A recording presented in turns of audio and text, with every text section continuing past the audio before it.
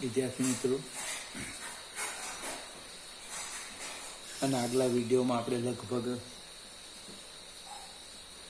મૂળભૂત ભૌતિક રાશિઓની વાત કરી. એક સમય મેં તમને વાંચવા કીધું છે. હવે આજે આપણે આ ચેપ્ટરનો એક બીજો ભાગ સમજવા પ્રયત્ન કરીએ. ચેપ્ટરનું હેડિંગમાં એક શબ્દ લખેલો છે માપન. તો હવે માપન તરફ જઈએ આપણે. તમારી પાસે હાલમાં કદાચ બુક ન હોય તો ચિંતા નહીં, હું જે સમજાવું એ સમજવા પ્રયત્ન કરવાનો. 3 શબ્દ લખેલા છે. સાધનની સચોટતા,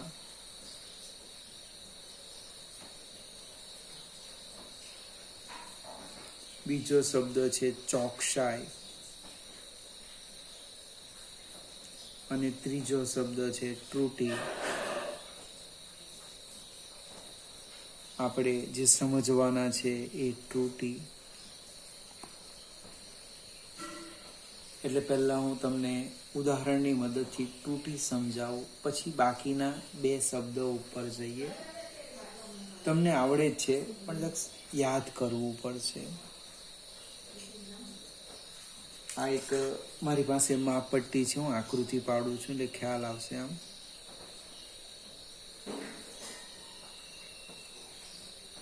અહીંયા માપપટ્ટી પર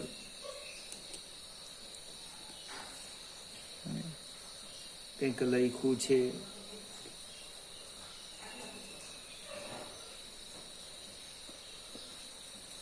સપોઝ 5 લખ્યું છે. પછી અહીં એક નાનો કાપો, એને 5.1 કહીએ. અહીં બીજો નાનો કાપો 5.2 કહીએ. ત્રીજો નાનો કાપો 5.3 કહીએ. આમ આપણે વિચારતા જઈએ 5.4.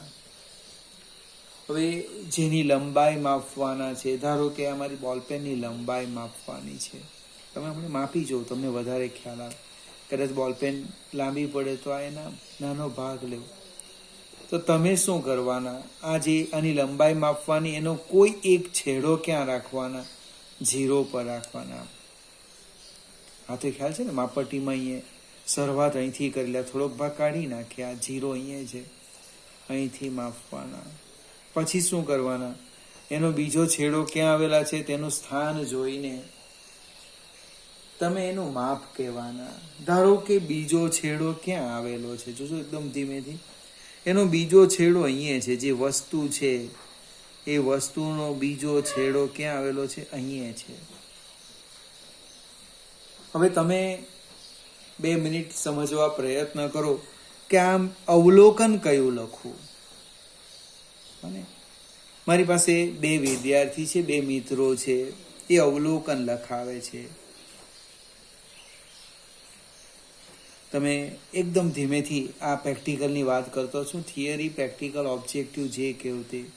કારણ કે આપણું કામ શું છે? માપવાનું છે. એટલે આને એ સમજવું અગત્યનું છે. અવલોકન. એક વિદ્યાર્થી લખે છે 5.1 સેન્ટીમીટર. બીજો વિદ્યાર્થી લખે છે 5.2 સેન્ટીમીટર.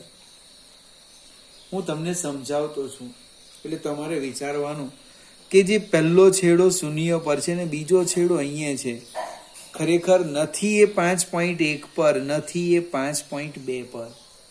ખ્યાલ આવે કે નહીં આવે? એટલે તરત તમે કહેવાના તમારું રીડિંગ તો ખોટું છે, તમારું અવલોકન ખોટું છે. કાં 5.1 પર છે? તો 5.1 પર નથી, એનો અર્થ એવો થાય કે જ્યારે 5.1 લખો ત્યારે તમે આટલું ઓછું માપો. ઓછું, આટલું શું છે? ઓછું માપવાના. એટલે ખરેખર તમારે એ અવલોકનમાં કંઈક ઉમેરવું જોઈએ. જો 5.2 લખું તો તમે આટલું વધારે માપો. આટલું વધારે માપો. જે માપતા છે એને ખરેખર દૂર કરવું જોઈએ. કેમ? તો કે તમારા અવલોકનમાં આટલી અચોકસાઈ છે. તમારા અવલોકનમાં શું રહેલી છે? અચોકસાઈ. આપણે તો ચોકસાઈની વાત કરવાના. અહીંયા શું આવ્યું? આટલી અચોકસાઈ રહેલી છે. એ જે અચોકસાઈ છે એને આપણે નામ આપવાના ત્રુટી. મને હજુ વ્યવસ્થિત લખી દઈએ આગળ. માપનમાં રહેલી, જો માપનમાં રહેલી અચોકસાઈને ત્રુટી કહે છે. આપણે જ્યારે પણ મુલાકાત થશે ત્યારે પ્રશ્ન ઉદ્ભવે, ભાઈ ત્રુટી એટલે શું? તો એક વિદ્યાર્થી મને સમજાવે, માપનમાં રહેલી અચોકસાઈને ત્રુટી કહે છે. તો પાછો બીજો પ્રશ્ન ઉદ્ભવે, તમારે તમારી જાતે વિચારવાનું, ભાઈ અચોકસાઈ કોને કહેવાય? તો તમે મોડે સમજાવી શકવાના નથી. આવી એક આકૃતિ દોરી દેવાની અને સમજાવવાનું કે જો હું 5.1 લખું તો આટલું ઓછું માપું, ઓછું એ અચોકસાઈ કહેવાય. આટલું આ 5.2 લખું તો આટલું વધારે માપું, ખરેખર નથી ને વધારે માપ્યું, એ અચોકસાઈ છે મારા માપનમાં. એટલે જો ઓછું માપે તો ઉમેરવાનું, વધારે માપે તો બાદ કરવાનું. કોને? અચોકસાઈને. તો તમારું સાચું અવલોકન આવી જાય. આને ત્રુટી કહેવાય.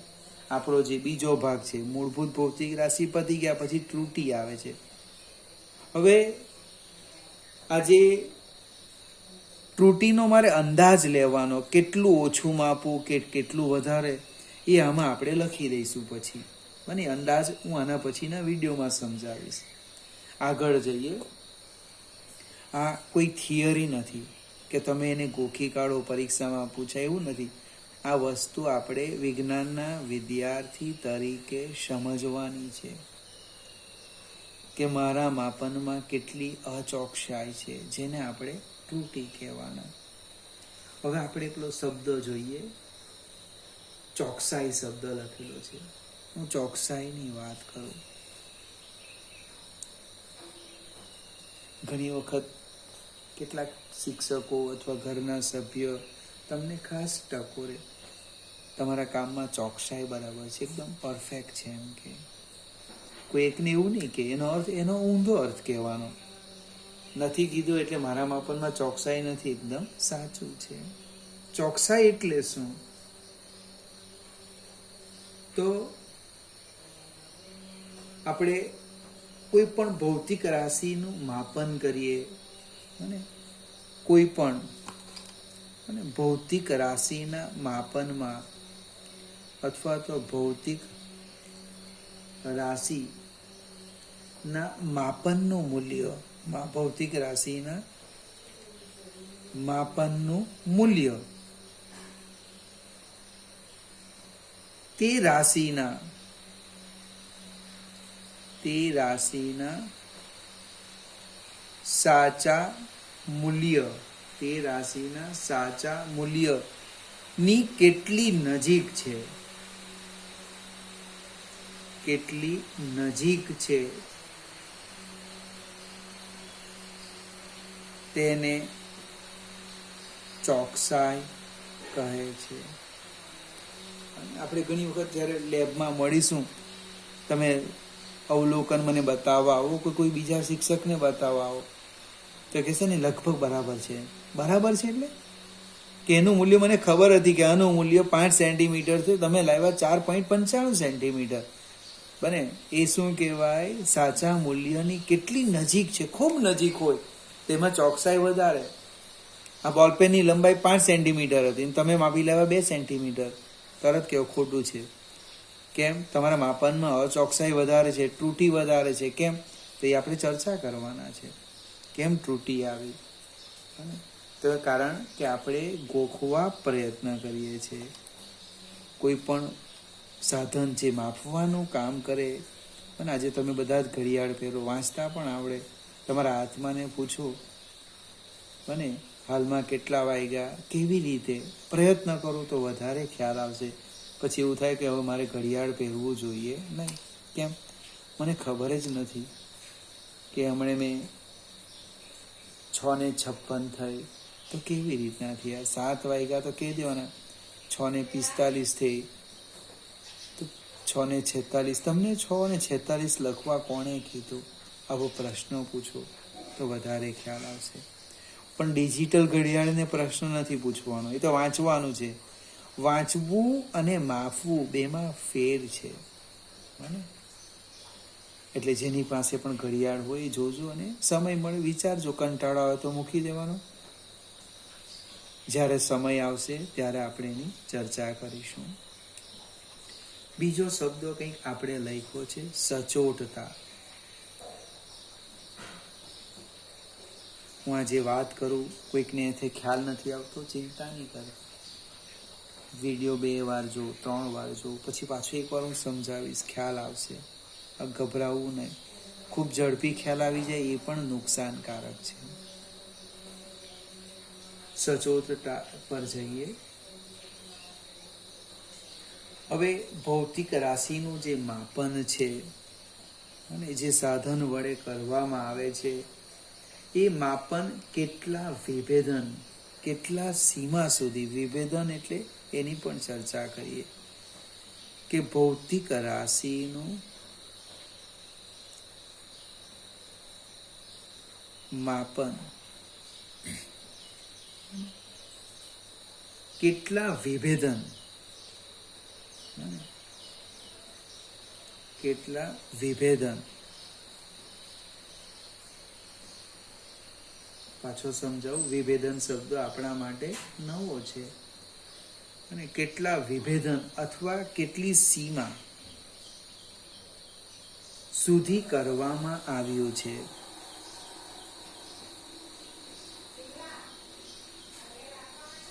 કેટલી સીમા, કેટલી મર્યાદા સુધી કરવામાં આવ્યું છે તેને સચોટતા કહે છે. સચોટતા હજુ કઈ મગજમાં બેઠું નથી. તો તમારી જે માપપટ્ટી છે માપપટ્ટીની વાત કરું. જો ખરેખર તમે માપપટ્ટી જોઈ હોય તો હવે યાદ કરજો. એની લઘુત્તમ માપ શક્તિ, લઘુત્તમ માપ શક્તિ એ ઓછામાં ઓછું કેટલું માપે? 0.1 સેન્ટીમીટર. આનાથી ઓછું માપવાનું નથી. તે સાધનની સચોટતા આટલી જ આવે. દશાંશ ચિહ્નો પછી એક જ અંક આવે. પછી તમે અપેક્ષા રાખો કે હું 2 અંક લખું, 3 અંક લખું, શક્ય જ નથી. તમે તમારી માપપટ્ટી અહીં મારી પાસે પડેલી છે, આ માપપટ્ટીનું અવલોકન કરો. એ 0.1 કરતાં ઓછું માપી જ નહીં શકે. એની સીમા, એની મર્યાદા, એની વિભેદન કેટલું છે? 0.1 સુધી માપશે. એના કરતાં ઓછું હોય તો ના પાડી દે, ભાઈ હું વાંચી શકવાની નથી. આ ઉપર પડ્યું છે ઉદાહરણ. જો આપણે લખવાના, શું લખવાના? 5.1 સેન્ટીમીટર અથવા 5.2. કેમ? તો કે દશાંશ ચિહ્નો પછી એક જ અંક આવે. પછી કોઈ લખે કે 5.15, ખોટું છે. એ માપપટ્ટી માપી શકતી નથી. તો આ માપપટ્ટીનું સચોટતા કેટલી કહેવાય? 0.1 સેન્ટીમીટર. ટૂંકમાં સચોટતા એટલે લઘુત્તમ માપ શક્તિ. એને અંગ્રેજીમાં લિસ્ટ કાઉન્ટ, ઓછામાં ઓછું માપે. એલસી લખે, લિસ્ટ કાઉન્ટ. શાળા છોડ્યાનું પ્રમાણપત્ર નહીં, લિસ્ટ કાઉન્ટ. ઓછામાં ઓછું માપવાની એની તાકાત. આપણે ઉદાહરણ લઈએ. મારી પાસે એક સાધનની લંબાઈ લખેલી છે ઉપર. સાધનની લંબાઈ જોજો, બોક્સ પર લખીને આપ્યું છે. કેટલી છે? તો કે 2.437. 2.437. ચોપડીમાં ઉદાહરણ છે, સમજાવું છું. હવે મારી પાસે 2 સાધનો છે. અહીંયા લખી દેમ છે. કેટલા સાધન? તો કે 2 સાધનો છે. એકની લઘુત્તમ માપ શક્તિ, મને એકનું વિભેદન એટલે લઘુત્તમ માપ શક્તિ કેટલું છે? તો કે 0.1 સેન્ટીમીટર. એટલે આપણી માપપટ્ટી. એકનું વિભેદન 0.01 સેન્ટીમીટર. તમને જો કદાચ પ્રયત્ન કરો તો કેટલાક પાસે સ્ટીલની માપપટ્ટી હોય, કદાચ હશે, પણ મને ગમે એટલે લે એવું નહીં. જો આપણી પાસે સાધન હોય, જો વાંચતા આવડતું હોય તો જ રાખવાનું, નહીં તો એને સાથે નહીં રાખવાનું. તો 1 સેન્ટીમીટરમાં બીજા નાના કાપા પાડેલા હોય અને જેની પાસે પણ છે એ એક વિભાગનું મૂલ્ય શોધજો. કેટલા આવે, કેટલા વિભાગ છે ગણી કાઢજો. આમાં સ્ટીલની માપપટ્ટી આવે, એમાં લગભગ હોય. કોઈક પ્લાસ્ટિકની શું કહે સારી કંપનીની માપપટ્ટી હોય, એ લોકો પણ એ નાના નાના કાપા આપે, પછી અહીંયા મોટા આપે. તો એનું લઘુત્તમ માપ શક્તિ શોધજો. આ મારી પાસે બે સાધન છે, એકનું વિભેદન 0.1 છે, એકનું વિભેદન 0.01 છે. હવે આ જે સાધન છે એ આ સાધન ઉપર લખ્યું હતું 2.437. મને શંકા ગઈ ખરેખર સાચું છે કે ખોટું, એટલે હું માપવા પ્રયત્ન કરું છું. તો આ સાધન માપે છે, કેટલું માપે? 2.5 સેન્ટીમીટર. આ સાધનથી માપવા પ્રયત્ન કરું તે માપે છે, અને આપણે લખી દઈએ 2.14 સેન્ટીમીટર. હવે જો બંને શબ્દ સાથે લઈએ. કયા કયા શબ્દ? એક ચોકસાઈ અને બીજું સચોટતા. જો આ બે સાધનમાં સચોટતાની વાત કરું તો આ સાધનની વધારે છે. કેમ? તો કે આની 0.1 છે, એના કરતાં બી નાનું માપે 0.01. જેમ એ નાનું માપે તેમ ચોકસાઈ વધારે આવવાની. પણ હું વિભેદનની વાત કરું છું. વિભેદન એમાં ત્રુટી ઓછી આવે આમાં, એટલે આનું સચોટતા વધારે છે.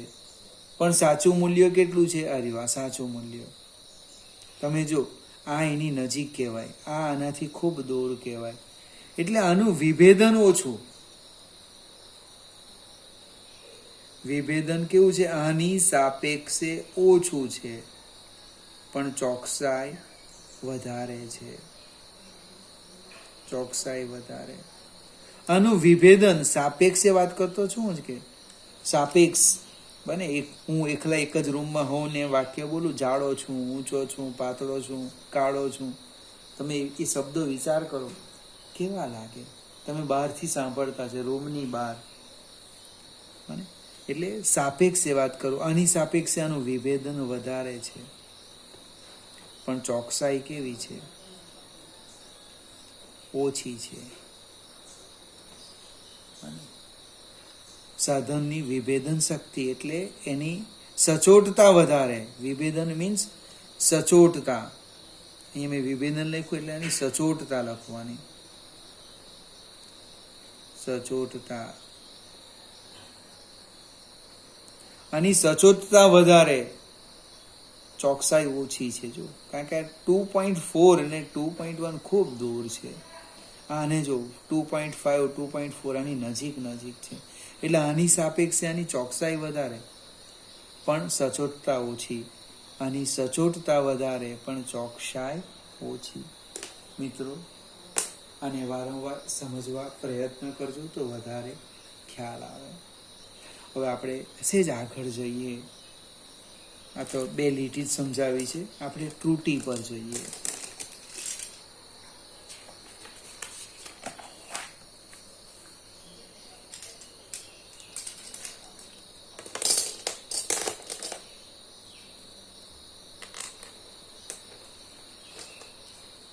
ત્રુટિ.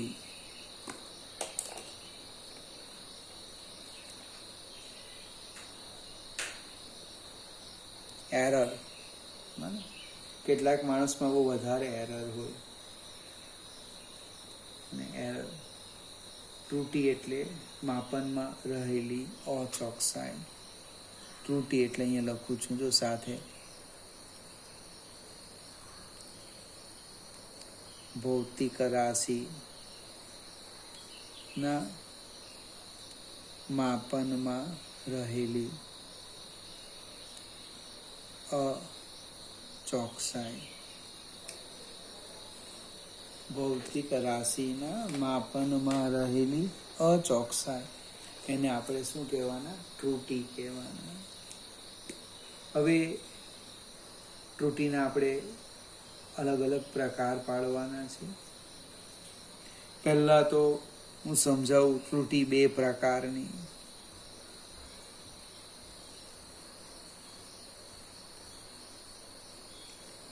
વધારે માપે એને ધન ત્રુટિ કહેવાના, ઓછું માપે એને શું કહેવાના? ઋણ કહેવાના. ધન ત્રુટિ અને ઋણ ત્રુટિ. ધન ત્રુટિનો અર્થ એ હંમેશા વધારે જ માપે, ઋણ ત્રુટિનો અર્થ એ ઓછું માપે. આપણે એની ચર્ચા કરીશું. ત્યાર પછી ત્રુટિના બીજા પ્રકાર પાડેલા છે તે સમજાવું.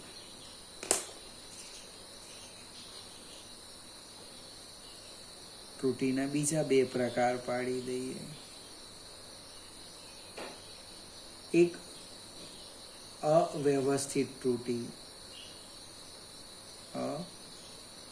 અવ્યવસ્થિત ત્રુટિ, અને બીજું વ્યવસ્થિત ત્રુટિ. અવ્યવસ્થિત ત્રુટિ અને વ્યવસ્થિત ત્રુટિ. વ્યવસ્થિત એટલે એક સરખી ત્રુટિ, ક્યાંય ધન હશે ક્યાં ઋણ હશે, એક સરખી આવે. વ્યવસ્થિત ત્રુટિના 3 ઉદ્ગમ સ્થાન આપણી બુકમાં આપ્યા છે. એક સાધનની ત્રુટિ, જેટલું સમજો એટલું ઓછું. બીજું પ્રયોગ પદ્ધતિની, અને પ્રયોગ પદ્ધતિને કારણે, અને ત્રીજું આપણી વ્યક્તિગત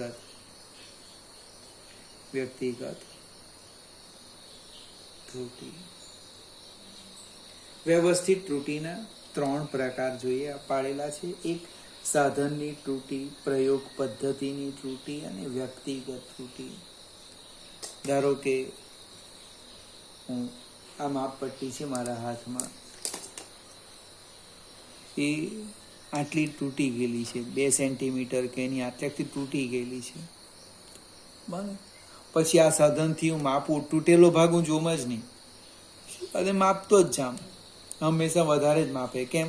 તો કે તમે 0 મૂકવાના, 2.5 થી 2 થી મૂકવાના, 10 માપવાના, હંમેશા વધારે માપે. ધન ત્રુટિ. એ કોને કહેવાય? સાધનની ત્રુટિ. અરે કેટલાક મિત્ર કદાચ માપપટ્ટી જોઈ ન હોય ને તો શરૂઆતનો ભાગ, જો આ કદાચ ખ્યાલ આવે તો, આ અંકિત કરેલો નથી આ, અને તમે અહીંયા એમ મૂકી દેવા, માપો, એનો છેડો અહીંયા મૂકો, અને કેટલા સેન્ટીમીટર? તો કે 13.2 સેન્ટીમીટર. અને આટલું ઓછું માપે. ખરેખર મૂકવાનું હતું અહીંયા અને મૂકી દીધું અહીંયા.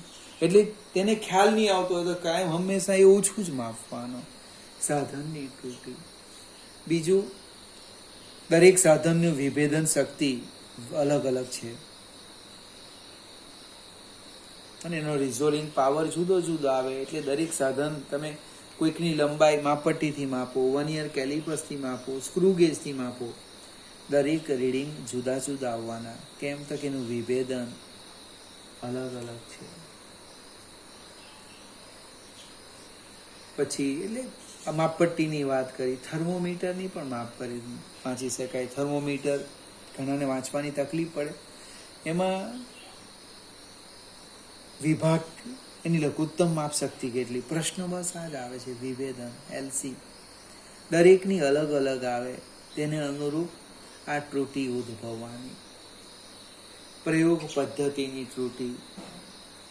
કોઈક ભૌતિક રાશિનું, આમાં લખીએ આપણે એક મુદ્દો, કોઈક ભૌતિક રાશિ છે, એનું આપણે અલગ અલગ રીતે, અલગ અલગ પદ્ધતિથી માપન કરીએ. અલગ અલગ પદ્ધતિથી માપન કરવામાં આવે ત્યારે આ વ્યવસ્થિત ત્રુટિ ઉદ્ભવે. સાધનને અનુરૂપ પદ્ધતિ બદલો, તેને અનુરૂપ જવાબ મળે. અને ત્રીજું, વ્યક્તિગત ત્રુટિ. વ્યક્તિગત એટલે આપણી ત્રુટિ. ભગવાને દરેકને એક સરખી ક્ષમતા આપેલી સમજવાની. આપણે યાદ કરાવજો, ક્લાસમાં મળે ત્યારે ચર્ચા કરીશું એની. છતાં પણ દરેકના માર્ક સરખા નહીં આવે. કારણ શું છે? એ વ્યક્તિગત ત્રુટિ આવે. જ્યારે શીખવાનો સમય આવે ત્યારે એક ધ્યાન આપે, એક મનમાં કોઈ બીજો વિચાર કરે, એક ઘરને યાદ કરે, ખાવાને યાદ કરે. એટલે જે યોગ્ય સમયે શીખવાનું હોય એ સમજી નહીં શકે. આજે ધ્યાન આપે એની વાત નથી કરતો. પહેલું ધોરણ, બીજું ધોરણ, ત્રીજું, જ્યાં બેઝ શીખવાનો હતો. બીજું, મારાથી લાલ અંક ઓળખાતો નથી તો હું જે પણ રંગ જોઈશ તેમાં લાલ રંગની ત્રુટી આવવાની જ. અને મેં ડાબી આંખ હંમેશા બંધ રાખીને વાંચું, બીજો જમણી આંખ બંધ રાખે, પેલો બંને ખુલ્લી રાખે. એ શું થવાનું? વ્યક્તિગત ત્રુટી થવાની. હું કાયમ ડોકી વાંકી રાખું, વ્યક્તિગત ત્રુટી થવાની. ટૂંકમાં જ્યારે પ્રેક્ટિકલ કરો ત્યારે આ બધાને મુદ્દા ધ્યાનમાં રાખવાના. પ્રયોગમાં એમ કે વાયવા પૂછાય. વાયવાનો અર્થ શું છે? પ્રશ્ન એટલે શું? એ તમે જે પ્રયોગ કરો એ પ્રયોગને અનુરૂપ આવા પ્રશ્ન આવે. આમાં ત્રુટી કેટલી છે? આની ચોકસાઈ વધારે કે આની ચોકસાઈ વધારે? સચોટતા કોની વધારે? આમાં ક્ષતિ આવી તો વ્યક્તિગત ત્રુટી છે કે પ્રયોગ પદ્ધતિ છે, સાધન છે? આવા બધા પ્રશ્નો પૂછાય. એટલે આપણે 12 સાયન્સ પછી જ્યાં પણ જશું ત્યાંની વેલ્યુ ખૂબ વધી જાય. બીજો એક ભાગ પાડ્યો અવ્યવસ્થિત ત્રુટી. શબ્દ જ લખેલો છે અવ્યવસ્થિત ત્રુટી. એ ધન પણ હોઈ શકે, એ ઋણ પણ હોઈ શકે. અને આજે બીજા નંબરની ત્રુટી છે એ આમાં ધન અથવા ઋણ એક જ આવવાનું. આમાં કોઈ પણ હોઈ શકે, ધન પણ આવે, ઋણ પણ આવે. એ જે છે અનિયમિત બને. પ્રયોગ દરમિયાન પ્રયોગ પર અસર કરતા પરિબળોમાં અનિયમિત અને આગાહી ન કરી શકાય એવા ફેરફારને કારણે ઉદ્ભવે. તમે નક્કી કરેલું પ્રયોગ દરમિયાન તાપમાન અસર રાખવાનું છે. વરસાદ પડવાને કારણે, ભેજને કારણે તાપમાન ઘટી ગયું તો એ ભૌતિક રાશિનું જે માપન છે એ પણ બદલાઈ જશે. પ્રવાહ માપતા હતા, અવરોધ બદલાઈ ગયો તારનો, ત્યારે આવી ત્રુટી ઉદ્ભવવાની. અવ્યવસ્થિત ત્રુટી ધન પણ હોઈ શકે, ઋણ પણ હોઈ શકે. આ વ્યવસ્થિત ત્રુટી આપણે જાણીને એનું નિવારણ કરી શકીશું. આનો આપણે પછી અંદાજ કાઢીએ. એ અંદાજ એ આપણા એક્ઝામ્પલની શરૂઆત છે મિત્રો. ફરીથી આજનો વિડીયો જે છે એ 2 કે 3 મિનિટનું શીખવેલું છે, વાત વધારે કરી અને એ સમજી લેજો. અને પછીના વિડીયોમાં અંદાજ શીખવીશ.